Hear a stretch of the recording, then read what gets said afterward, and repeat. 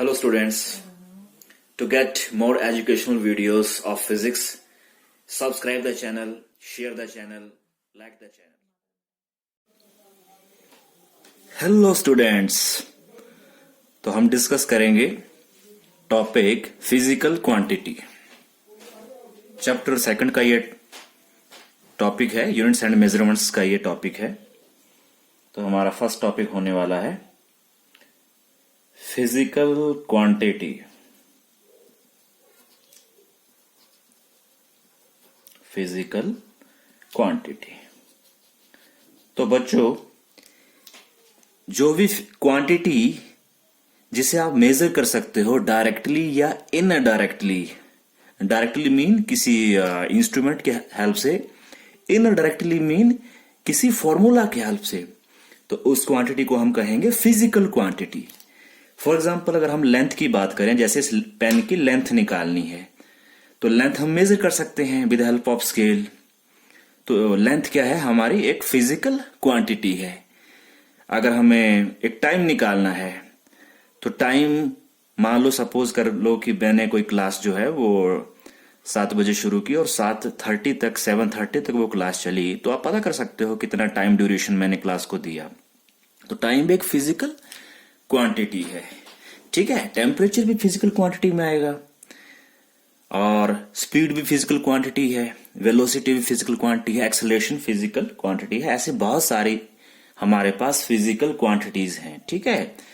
तो जिसको हम मेजर कर सकते हैं वो होगी हमारी physical quantity.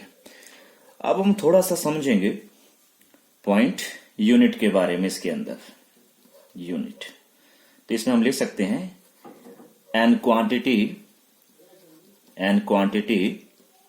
which can be measured directly or indirectly। इसमें मैंने एग्जांपल्स आपको बता दिए। एग्जांपल्स में आप ले सकते हो लेंथ, आप ले सकते हो मास, आप ले सकते हो टाइम, एटसेट्रा। ऐसे बहुत सारे एग्जांपल बनेंगे फिजिकल क्वांटिटी के अंदर। ये सब फिजिकल क्वांटिटीज हैं। चलिए अब हम बात करेंगे यूनिट की। तो एक्चुअल में यूनिट होती है smallest measurement of a physical quantity. तो हम थोड़ा एग्जांपल से समझेंगे यूनिट को। तो हमने सपोज कर लेते हैं लेंथ की बात करनी है, किसकी? ऑफ पेन की। तो इसमें हमने सपोज ये ऐसे कर लिया, एज्यूम कि ये है अपना 2 मीटर। 2 मीटर ऐसे पेन एज्यूम कर लिया। तो इसमें हम इसे ऐसे लिख सकते हैं 2 × 1 मीटर।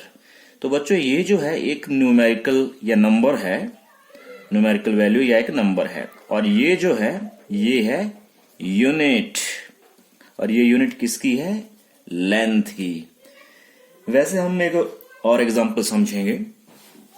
जैसे हमने सपोज मास की बात करनी है, मास ऑफ शुगर की बात करते हैं। सपोज ये 20 kg है, तो हम इसको ऐसे लिख सकते हैं 20 × 1 kg। तो ये जो नंबर है या न्यूमेरिकल वैल्यू, वो तो इस केस में 20 है। और ये जो किलोग्राम है वो एक्चुअल में क्या है? यूनिट है। किसका? मास का, ठीक है। तो ऐसे ही हम टाइम की बात भी कर सकते हैं, टेम्परेचर की बात भी कर सकते हैं, speed, velocity, acceleration, linear momentum, और भी काफी फिजिकल क्वांटिटीज हैं, उनकी बात हम कर सकते हैं और उनके यूनिट के बारे में हम डिस्कशन कर सकते हैं, ठीक है। तो चलिए अब हम बात करेंगे types of physical quantities. Types किसके? फिजिकल क्वांटिटीज के, यानी इसके टाइप्स। तो बच्चों, इसको हम 2 कैटेगरी में डिवाइड करेंगे। तो पहले जो हमारे टाइप में आएगा वो होगा हमारा फंडामेंटल क्वांटिटीज। Fundamental quantities. और दूसरा जो इसका टाइप आएगा वो होगा डिराइव्ड क्वांटिटीज। तो याद रखना, फंडामेंटल क्वांटिटीज वो होती हैं जो डिपेंड नहीं करती एक दूसरे के साथ, ठीक है। हम कह सकते हैं कि fundamental quantity is actually a physical quantity which doesn't depend on any other physical quantity. तो हमारी स्टडी में जो फंडामेंटल क्वांटिटीज की नंबरिंग है वो 7 है। अब 7 कौन कौन सी है हमारी स्टडी में जो फिजिकल क्वांटिटीज होती हैं बच्चों? एक होती है हमारी फिजिकल क्वांटिटी मतलब फंडामेंटल क्वांटिटी मास। एक होती है, हम इसे चलो लेंथ पहले लिख लेते हैं, लेंथ हो गया, मास हो गया, टाइम हो गया, ये भी एक फंडामेंटल क्वांटिटीज में कंसीडर होती है। इलेक्ट्रिक करंट हो गया, टेम्परेचर हो गया, टेम्परेचर, ल्यूमिनस इंटेंसिटी हो गया,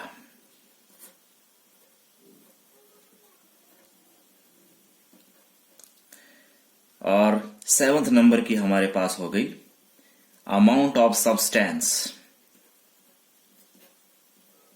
ठीक है, तो ये 7 है हमारे पास, 3 ये है, 3 ये 6 एंड दिस इज द 7। ये है फंडामेंटल क्वांटिटीज जो किसके अंडर है? फिजिकल क्वांटिटीज के। ये एक दूसरे के साथ डिपेंड नहीं करती।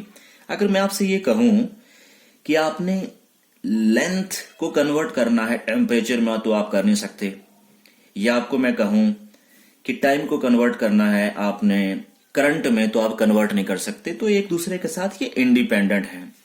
अब बात आती है डिराइव्ड क्वांटिटीज की या फिर डिराइव्ड फिजिकल क्वांटिटीज की। तो ये वो क्वांटिटीज होती हैं जो बनाई जाती हैं इन 7 फंडामेंटल क्वांटिटीज की हेल्प लेके, या इन्हीं से ही ये बनाई जाती हैं।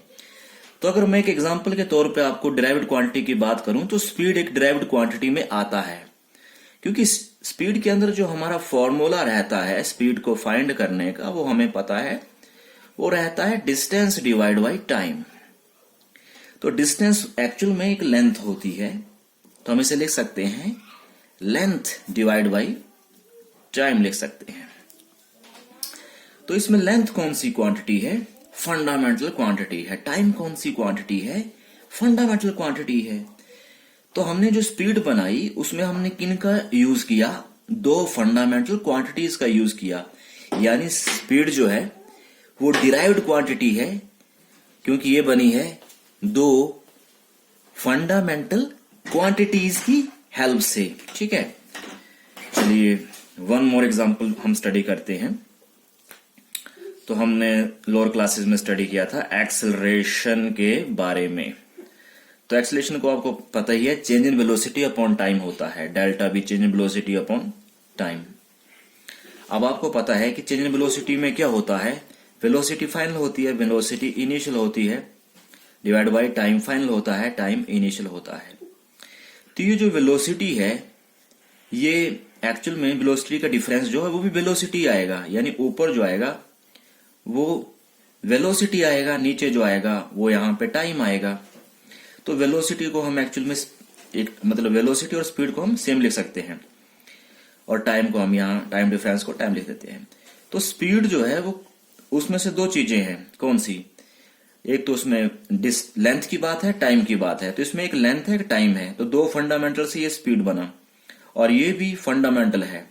तो यानी एक फंडामेंटल इसमें लेंथ है, एक फंडामेंटल इसमें टाइम है, एक फंडामेंटल ये है। तो अब हमारा जो भी एक्सेलरेशन बनेगा वो हमारा डिराइव्ड क्वांटिटी होगा।